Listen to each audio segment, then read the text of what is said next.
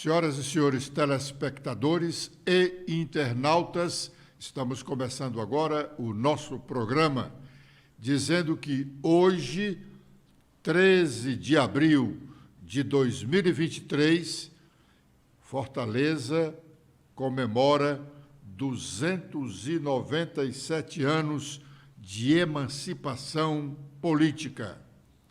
O prefeito Sarto programou uma série de eventos para lembrar a data, mas não é feriado. A Câmara Municipal de Fortaleza está fazendo, porque não é feriado, está fazendo sua sessão ordinária de hoje, no dia do aniversário da capital cearense. Ontem, porém, vários pronunciamentos foram críticos à administração do prefeito José Sarto, começando com o vereador Léo Couto, um ex-aliado, ao questionar o prefeito sobre o que ele deixará ao fim do seu mandato. Vamos ouvir o que disse o vereador Léo Couto. Ser base não é votar sim para tudo. E aí eu pergunto, tiveram retaliações aqui, tiveram pressões, sim ou não, para votar na taxa do lixo? Eu quero que diga ali que não teve. Teve ou não teve, tia Francisca, pressão para votar na taxa do lixo? Foi chamado ou não foi chamado os vereadores lá para pressionar a taxa do lixo? Retaliações tiveram ou não tiveram aqui para votar a taxa do lixo, vereadora Ana Paula? Vereador Eudes está errado, vereador Estrela está errado. Estão se posicionando, pessoal. Foram eleitos pela população de Fortaleza.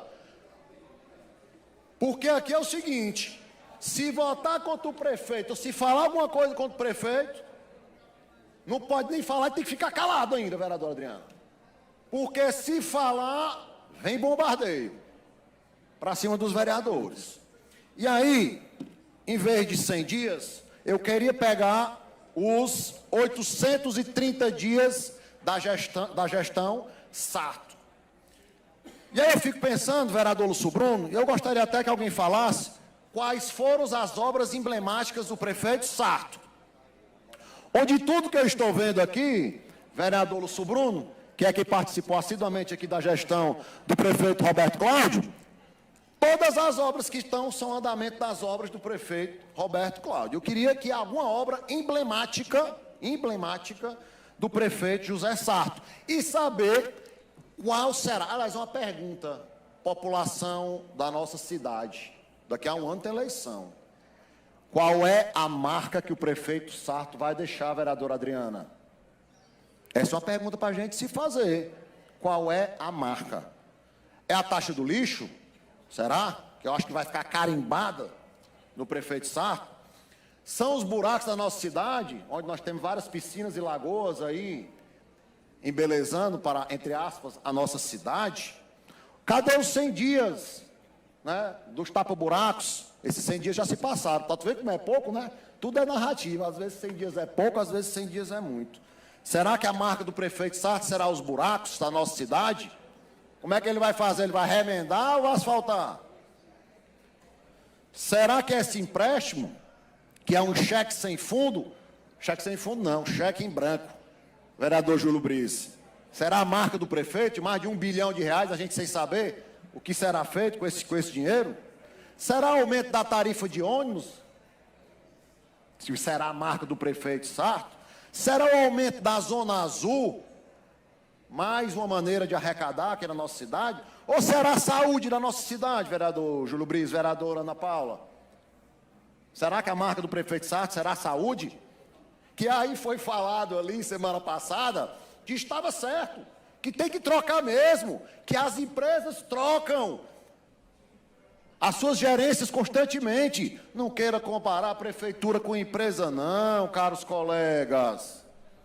A empresa não tem oposição, não. A empresa não tem troca de cargo, não. A empresa não tem conchavo com um ou com outro, não. Não venha querer comparar uma empresa com uma cidade complexa como Fortaleza, a quinta capital do país, dizer que em 2 meses trocar o secretário de saúde é certo. Está errado. Bom, não ficaram por aí as críticas ao prefeito Sarto, porque, por seu turno, o vereador Danilo Lopes, após renovar críticas sobre a taxa do lixo, concluiu pela defesa da revogação da lei que criou a taxa do lixo. Vamos ouvir o vereador Danilo Lopes. E, finalizando, nós temos a taxa do lixo. Como se não bastasse, são 4 meses trabalhando para pagar somente imposto, vereador Jorge. Se esse país, ele desse para a gente o retorno, porque na Dinamarca é 52%, vereador Lúcio, na Dinamarca você tem saúde de qualidade, você tem estrada de qualidade, você tem educação de qualidade, você tem segurança pública. Aqui, se você for no nosso Tauap, vereador Adriano, que é um bairro de classe média, quase todas as casas são fortificadas, tem cerca elétrica e tem que ter uma câmerazinha. Nós que nascemos lá, vereador Jorge Pedro também sabe como é um bairro que sempre foi um bairro complicado de segurança. A gente ainda tem que gastar com segurança, a gente tem que gastar com amortecedor de carro, que não teve um pneu furado no buraco. Tá certo? O seu só... o meu foi 2 de uma vez. Então, você paga esse amontoado de impostos e que gente pobre não foi excluído. Teve gente do Vila Velha que mandou mensagem para mim: Danilo, eu sou casada com uma pessoa aposentada que tem deficiência, mas como a casa é no meu nome, no Vila Velha não é uma mansão não. No Zé Walter me mandaram o valor do IPTU de um terreno e o valor da taxa do lixo é o mesmo valor do IPTU. O mesmo valor do IPTU do terreno é o mesmo valor da taxa do lixo. Para concluir, vereador. Para concluir, revoga já, prefeito. Revoga essa taxa já. Ninguém aguenta mais. Bom, o líder do prefeito, vereador Carlos Mesquita, fez a defesa de José Sarto. Vamos ouvi-lo. Mas eu queria só terminar a minha fala mostrando para os nossos amigos, deixa eu ver se eu tenho aqui, mostrando para os amigos que pode ter acontecido alguma falha, vereadora Cláudia, em algum ou outro contribuinte. Mas aqueles que vão pagar, está aqui uma ajuda, isso aqui, ó, cartão do lixo. Pega esse cartãozinho no Ecoponto, leva o seu lixo, dividido, papel, vidro e metal, pesa e vende o lixo para a prefeitura. A prefeitura paga o seu lixo. Você pode ter até R$ 1.500 por mês vendendo o seu lixo aqui, ó. Então, se você vai pagar 200 e você vende o seu lixo por 1.500, 1.300, você vai ter lucro. Vai ganhar, mantém a cidade limpa, limpa a sua casa, dá mais saúde ao povo e aos seus, ainda tem um dinheirinho aqui para ir no supermercado e fazer o seu supermercado. Então, aqueles que estão assim muito tristes porque vão pagar a taxa do lixo, fica alegre agora, ó. A taxa do lixo vai fazer, Lúcio Bruno, você ganhar dinheiro. Está aqui o dinheiro, ó, aqui. Vai no Ecoponto, faz esse cartãozinho, pega o seu lixo, divide só papel, vidro e metal. Leva lá, pesa. Aí sai de lá com dinheiro, aí sai feliz. Aí vai dizer assim: esse Sarto é muito bom, tá certo? Transformou a taxa do lixo, que era um lixo, no luxo, que é aqui um dinheirinho que vai aumentar a minha renda familiar. Ou então pega esse cartão, dá para alguém, dá o lixo e ele vai lá e ganha, o catador inclusive. Portanto, tem uma forma de você se refazer disso. Aí dizer: ixi, eu pensei que o Sarto ou a prefeitura ia me taxar, tirar meu dinheiro, mas está me dando dinheiro. Está me dando, parabéns, obrigado, Sarto. Daqui a pouco muitos vão dar esse parabéns a Ciel Sarto por estar ganhando dinheiro através do lixo. Bom, aí foi o Carlos Mesquita, que é o líder do prefeito na Câmara Municipal. Nós vamos fazer um rápido intervalo e já estaremos de volta com a segunda parte do nosso programa.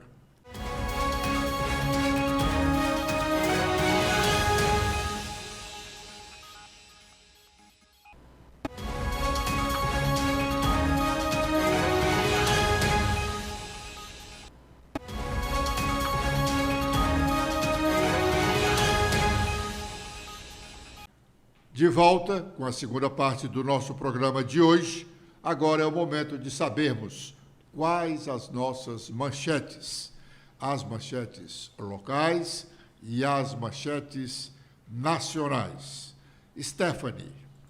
Olá, Edson, olá, internautas do blog do Edson Silva.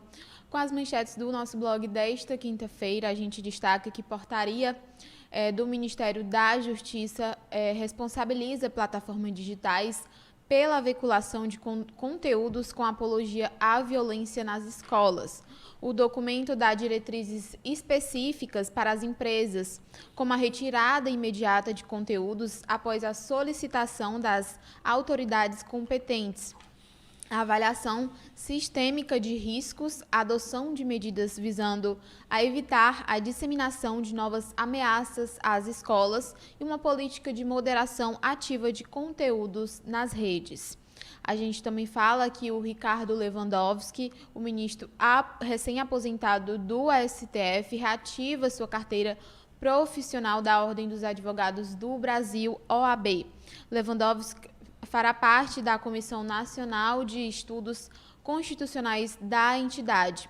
Marcos Vinícius Furtado Coelho, presidente do colegiado, lembrou momentos importantes da trajetória dele como ministro do Supremo.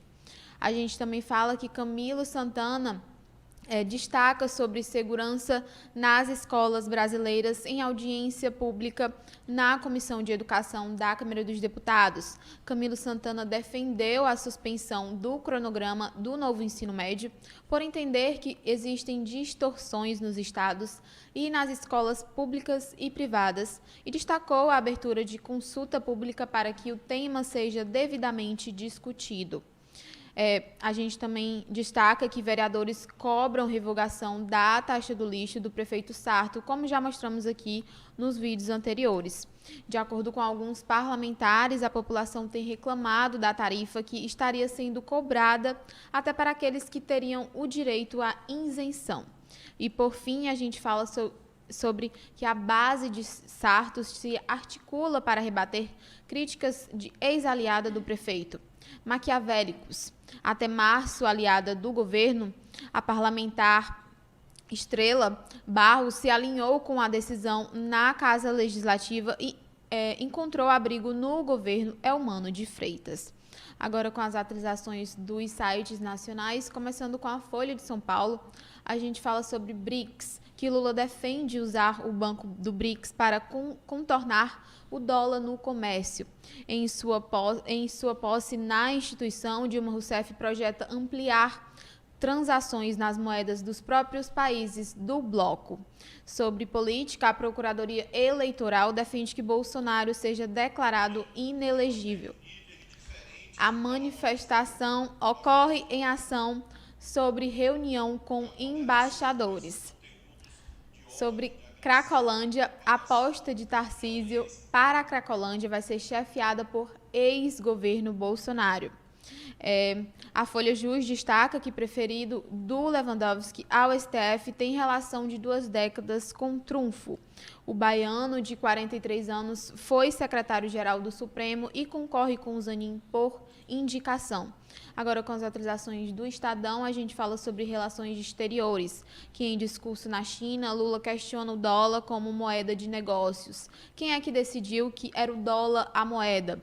Disse o presidente durante a posse de Dilma no banco. A gente também fala sobre medidas que, após ataques, São Paulo vai reforçar policiamento em escolas e contratar 550 psicólogos.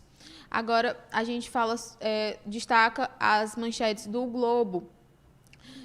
A gente fala sobre importados pela internet. Haddad sobre fim de isenção a e-commerces. Ninguém está pensando em aumentar impostos. E revés para ex-presidente, o Ministério Público Eleitoral se manifesta a favor e inelegibilidade de Bolsonaro por 8 anos deve ser votada em 1 mês. Por fim, a gente destaca a coluna do Lauro Jardim, que é a reunião de Flávio Bolsonaro e Cláudio Castro no Palácio do Guanabara. Bom, no próximo sábado, o PDT Nacional faz um evento em Fortaleza, ou mais precisamente, uma convenção municipal para a fundação do Diretório Municipal do partido e a eleição de sua primeira diretoria. O ex-prefeito Roberto Cláudio será eleito presidente. A direção nacional do PDT vai estar presente, representada pelo presidente em exercício, deputado federal André Figueiredo, e pelo presidente licenciado, por estar ministro da Previdência Social do governo Lula, que é o Carlos Lupi. O evento de sábado é esperado com certa expectativa pelos pedetistas e políticos ligados ao governo Eumano de Freitas, em razão do pronunciamento que poderá ser feito pelo ex-governador Ciro Gomes, adversário e principal crítico do PT, e também por conta do rompimento dele, Ciro, com o irmão senador Cid Gomes, cuja presença no evento pedetista ainda é dúvida, embora tenha sido cientificado do acontecimento e convidado para dele participar. O PDT, embora esteja participando do governo Lula, não dá tanta segurança de que estará participando por muito tempo deste governo. Tanto que o partido decidiu integrar um bloco parlamentar na Câmara dos Deputados, sob orientação do presidente da Câmara, o deputado Arthur Lira, contrário, o bloco que foi criado agora, contrário ao bloco parlamentar governista já existente naquela Casa do Congresso Nacional. O deputado André Figueiredo, presidente em exercício do PDT, fala sobre a criação desse bloco parlamentar. Vamos ouvi-lo. Nós fomos muito questionados em relação a estarmos fazendo um bloco parlamentar, digamos, de partidos que não têm necessariamente uma convergência ideológica. Mas todos esses partidos têm uma convergência com a pauta democrática e queremos, claro, fazer uma frente ampla que garanta a governabilidade para o governo federal e que nós tenhamos aqui dentro do parlamento esse ponto de consenso em pautas que sejam importantes para o Brasil. É bom que se diga que no Senado já há o hábito de partidos que não têm convergência ideológica ter a formação de blocos como hábito. Por exemplo, o PDT já é blocado com a União Brasil no Senado da República, o PT é blocado com o MDB, enfim. Nós temos aí no Senado já esse costume. E aqui nós achamos por bem formar esse bloco e, para isso, elaboramos um manifesto ao povo brasileiro. O Brasil vive atualmente um momento de oportunidades. Passado o período que o país estava dividido em extremos, onde o diálogo havia sido deixado de lado, é chegada a hora de unir forças para viabilizar o modelo de nação que o povo quer e precisa. A Câmara dos Deputados, como Casa do Povo, exerce um papel fundamental nos rumos que serão dados no resgate do Brasil, tanto em termos de políticas sociais quanto econômicas. É preciso encontrar convergência nos diferentes e viabilizar o diálogo para que a Câmara funcione efetivamente como a força motriz de um sistema de engrenagens que possibilite o desenvolvimento do Brasil em todos os seus aspectos. Sem isso, projetos fundamentais para este momento correm o risco de serem bombardeados no Parlamento. Isso vai desde a tão esperada reforma tributária à garantia de verbas para a execução de políticas públicas, do novo marco fiscal ao Bolsa Família. Pensando nisso, nós, líderes do PP, do PSB, do União Brasil, do PDT, do Patriota, do Avante, do PSDB, do Solidariedade e do Cidadania, estamos ultimando a formação de um bloco único na Câmara dos Deputados, o maior da Casa, com 175 parlamentares. Ainda que nossa história... Nós vamos voltar a falar sobre a formação desse bloco logo depois do intervalo que faremos agora. Já já estaremos de volta.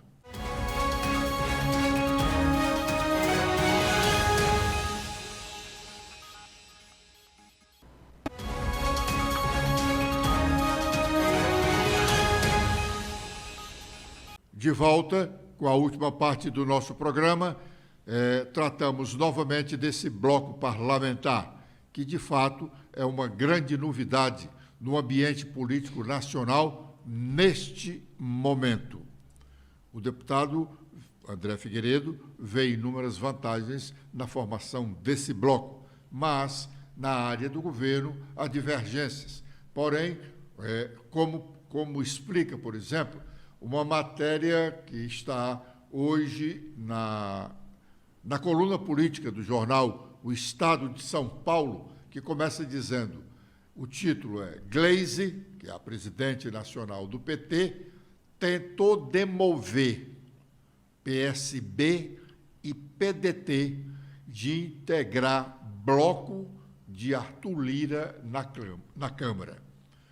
O PSB e o PDT são participantes do governo Lula, cada um com ministros na pasta. O PDT tem apenas um, o PSB tem 3 ministros no governo Lula. Diz a nota, horas antes do anúncio de formação do maior bloco de partidos da Câmara, liderado por Arthur Lira, a presidente do PT, Gleisi Hoffmann, procurou os presidentes do PDT, Carlos Lupe, e do PSB, Carlos Siqueira, para convencê-los a formar um bloco de esquerda com o PT. Foi uma tentativa de demover esses partidos de se somarem a outras legendas de centro e do centrão, além dos dois se unirem, PP, União Brasil, Avante, Solidariedade e Patriota. Isso não é uma afronta a ninguém, é uma organização dos campos, afirmou Gleisi.